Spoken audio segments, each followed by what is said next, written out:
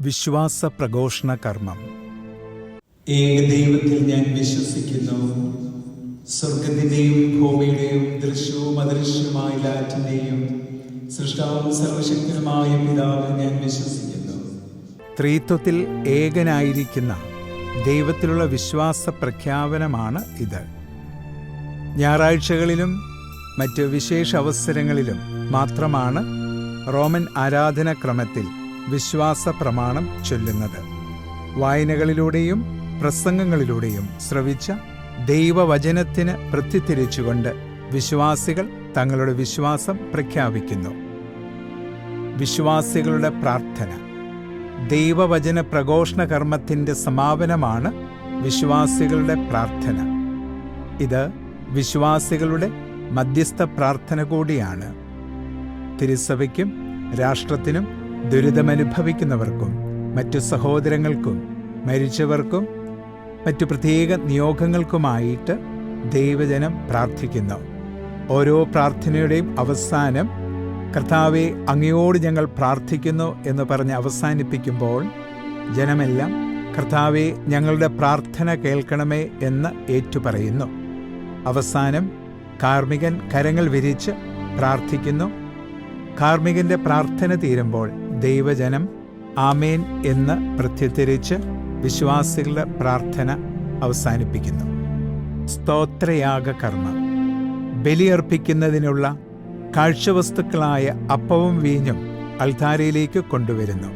കാഴ്ചവെപ്പ് പ്രദക്ഷിണം വിശ്വാസികളുടെ ദിവ്യബലിയിലുള്ള പങ്കാളിത്തത്തിൻ്റെ ഏറ്റവും ഉദാത്തമായ പ്രകടനമാണ്. അതിനാൽ ദിവ്യബലിക്ക് ആവശ്യമായ ഓസ്തി, വീഞ്ഞ് എന്നിവയോടൊപ്പം ദേവാലയത്തിൻ്റെയും പാവപ്പെട്ടവരുടെയും ആവശ്യങ്ങൾക്കായുള്ള വസ്തുക്കളും കാഴ്ചയർപ്പിക്കുന്നു. കാഴ്ചവസ്തുക്കളോടൊപ്പം വിശ്വാസികൾ തങ്ങളുടെ പ്രാർത്ഥനകളും ആവശ്യങ്ങളും പ്രശ്നങ്ങളുമെല്ലാം ദൈവപിതാവിന് സമർപ്പിക്കുന്നു. ആത്മാവ്, മനസ്സ്, ശരീരം, മക്കൾ, ജീവിത പങ്കാളി, തൊഴിൽ, വസ്തുവകകൾ തുടങ്ങിയവയെല്ലാം ദൈവസന്നിധിയിൽ സമർപ്പിക്കേണ്ട സമയമാണിത്. ഇതിലൂടെ ധാരാളം അനുഗ്രഹങ്ങളും സൗഖ്യവും ലഭിക്കുന്നു. അപ്പത്തിന്മേലുള്ള സ്തുതിയർപ്പണത്തിലേക്ക് കുർബാന നീങ്ങുന്നു. ഗോതമ്പപ്പം പുരോഹിതൻ ഉയർത്തി പ്രാർത്ഥിക്കുന്ന നിമിഷമാണ് തുടർന്ന്. കാസായിലെ വീഞ്ഞിൽ വെള്ളമൊഴിച്ചുകൊണ്ട് മനുഷ്യന്റെ നിസ്സാരതയും ദൈവമഹത്വവും തമ്മിൽ അലിഞ്ഞു ചേർന്ന് ഒന്നാകുന്ന കുദാശയാണ് പരിശുദ്ധ കുർബാനയെന്ന് സൂചിപ്പിക്കുകയാണ്. വെള്ളം വീഞ്ഞിൽ ലയിച്ചു ചേരുന്നത് പോലെ നമ്മളും ക്രിസ്തുവിൽ ലയിച്ചു ചേരുന്നു.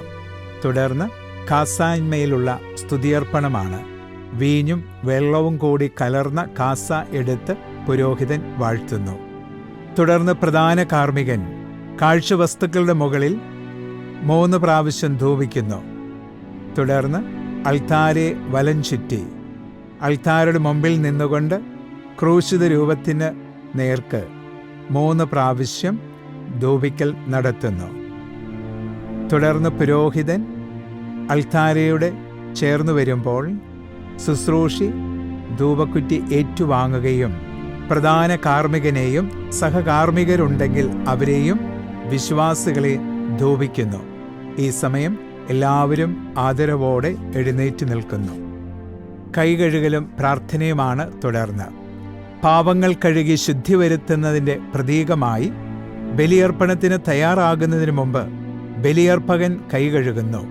പുരോഹിതൻ കൈകഴുകുന്നത് ദിവ്യബലി അർപ്പണത്തിൽ പുരോഹിതനും വിശ്വാസികൾക്കും ആവശ്യമുണ്ടായിരിക്കേണ്ട ഹൃദയ നൈർമല്യത്തെയും ഒരുക്കത്തെയും ആന്തരിക വിശുദ്ധീകരണത്തെയും സൂചിപ്പിക്കുന്നു. പുരോഹിതന്റെ ആഹ്വാന പ്രാർത്ഥനയാണ് തുടർന്നു വരുന്നത്. പ്രിയ സഹോദരങ്ങളെ, എന്റെയും നിങ്ങളുടെയും ബലി സർവശക്തനും പിതാവുമായ ദൈവത്തിന് സ്വീകാര്യമാകുവാൻ വേണ്ടി നിങ്ങൾ പ്രാർത്ഥിക്കുവേൻ. ഈ ബലി ദൈവത്തിന് സ്വീകാര്യമാകുവാൻ പ്രാർത്ഥിക്കുന്നതിനായിട്ട് ജനത്തെ ആഹ്വാനം ചെയ്യുന്നു. കർത്താവിൻ്റെ പ്രതിനിധിയും കാർമികനുമായ ശുശ്രൂഷ പൗരോഹിത്യം സ്വീകരിച്ച പുരോഹിതന്റെയും പൊതുപൗരോഹിത്യം സ്വീകരിച്ച ദൈവജനത്തിന്റെ ബലി എന്ന് സൂചിപ്പിക്കുന്നതിനാണ് പുരോഹിതൻ എന്റെയും നിങ്ങളുടെയും ബലി എന്ന് പറയുന്നത്. നൈവേദ്യ പ്രാർത്ഥനയിലേക്ക് പ്രവേശിക്കുന്നു. കർത്താവേ, ഞങ്ങളുടെ കാഴ്ചദ്രവ്യങ്ങൾ അങ്ങ് സ്വീകരിക്കുകയും അവ രക്ഷയുടെ ഉദാശയായി രൂപാന്തരപ്പെടുത്തുകയും ചെയ്യണമേ. അതിന്റെ ശക്തിയിൽ സഭയുടെ മാതാവായ കാഴ്ചദ്രവ്യങ്ങൾ സമർപ്പിക്കുമ്പോൾ അവ ക്രിസ്തുവിലൂടെ സ്വീകരിക്കണമേ എന്ന് വൈദികൻ ദൈവപിതാവിനോട് പ്രാർത്ഥിക്കുന്നു. സ്തോത്രയാഗ പ്രാർത്ഥനയാണ് വിശുദ്ധ ബലിയിൽ തുടർന്ന് നടക്കുന്നത്. കൃതജ്ഞതാ പ്രകടനത്തിൻ്റെയും വിശുദ്ധീകരണത്തിൻ്റെയും പ്രാർത്ഥനയായ സ്തോത്രയാഗ പ്രാർത്ഥന യൂക്കറിസ്റ്റിക് പ്രെയർ എന്നാണ് അറിയപ്പെടുന്നത്. ദൈവത്തിൻ്റെ രക്ഷാകര പ്രവർത്തനങ്ങളെ നന്ദി നിറഞ്ഞ ഹൃദയത്തോടെ അനുസ്മരിച്ചുകൊണ്ട് അവിടുത്തേക്ക് കൃതജ്ഞത അർപ്പിക്കുന്നു. സ്തോത്രയാഗ പ്രാർത്ഥന പുരോഹിതന് മാത്രമേ ചൊല്ലാൻ അധികാരമുള്ളൂ.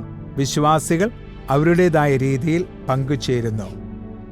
സ്തോത്രയാഗ പ്രാർത്ഥനയിൽ പ്രധാനമായും ആമുഖഗീതി, പ്രഘോഷണം, പരിശുദ്ധാത്മാവിൻ്റെ ആവാഹനം, കൂദാശവചസ്സുകളുടെ പ്രഖ്യാപനവും നടത്തപ്പെടുന്നു. ആമുഖഗീതിയിൽ കാർമികൻ രക്ഷാകര കർമ്മത്തെക്കുറിച്ചും ദിവ്യബലി അർപ്പിക്കുന്ന ദിനത്തിൻ്റെ പ്രത്യേകതയെക്കുറിച്ചും ദൈവപിതാവിന് സ്തുതിയും കൃതജ്ഞതയും അർപ്പിക്കുകയാണ് ചെയ്യുന്നത്. ആമുഖഗീതിക്ക് 2 ഭാഗങ്ങളുണ്ട്: പ്രാരംഭ സംഭാഷണവും കൃതജ്ഞതാ ഗീതിയും. പ്രാരംഭ സംഭാഷണത്തിൽ കർത്താവ് നിങ്ങളോട് കൂടെ എന്ന് പുരോഹിതൻ പറഞ്ഞുകൊണ്ട് തുടങ്ങുന്നു. കർത്താവ് നിങ്ങളോട് കൂടെ, ഹൃദയങ്ങൾ ഉയർത്തുവിൻ. കർത്താവിൻ്റെ സജീവ സാന്നിധ്യം അനുസ്മരിച്ചുകൊണ്ട് ജനത്തിൻ്റെ സന്നദ്ധത ഒന്നായി പ്രഘോഷിച്ച ശേഷം സ്തോത്രയാഗം ചെയ്യാൻ കാർമികൻ എല്ലാവരെയും ക്ഷണിക്കുന്നു.